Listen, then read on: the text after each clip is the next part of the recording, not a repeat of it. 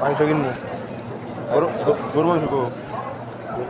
এই যে খালি একটা স্যাম্পল এক্সাম্পল দাও 75 রিয়াল, হ্যাঁ প্রায় 75 রিয়াল, 5 রিয়াল কম, 5 পয়সা কম।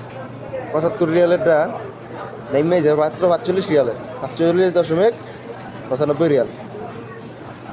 এই রে, এইটা হইলো সৌদি আরব, আর এটা বাংলাদেশ হইলে, হ্যাঁ হ্যাঁ, এটা বাংলাদেশ হইলে 50 টাকা 500 টাকা 1000 টাকা বানালে। হায় রে বাংলাদেশ, পৃথিবীর ভিতরে সব দেশে দাম কমায় রোজার রমজান ঈদ উপলক্ষে, আর বাংলাদেশে ঈদ রোজা রমজানের দাম আরো বাড়ায়।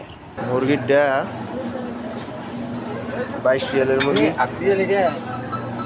9 রিয়াল, 10 রিয়াল, হ্যাঁ 10 রিয়াল ছিল আগে, আগে 10 রিয়াল ছিল আগে 10 রিয়াল না 15 রিয়াল দিয়ে তুই 15 রিয়াল দিয়ে তুই নিছিলি মানে আছে না? হ্যাঁ হ্যাঁ 15 রিয়ালের মাল অনেক জায়গা 8.3 রিয়াল 3টা লইলা। তো চলুন দেখা যাক বাংলাদেশের বাজারের অবস্থা।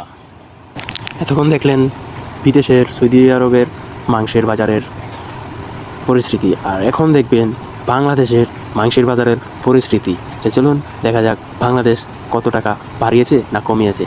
ক্রেতা আছে তারা বলছে যে এই রমজানের পর মাংসের বাজার হঠাৎ করে আসলে কেজি প্রতি 20 টাকা 25 টাকা এই যে বেড়ে গেছে, এতে করে কিন্তু আসলে তারা ভোগান্তিতে আছে। বিশেষ করে তারা দাবি জানিয়েছে যারা ভোক্তা অধিকার সংরক্ষণ যারা অধিদপ্তর কর্মকর্তা আছে তারা যেন আসলে মাঠ পর্যায়ে এই যারা অভিযান পরিচালনা সেই অভিযান পরিচালনা অব্যাহত রাখে।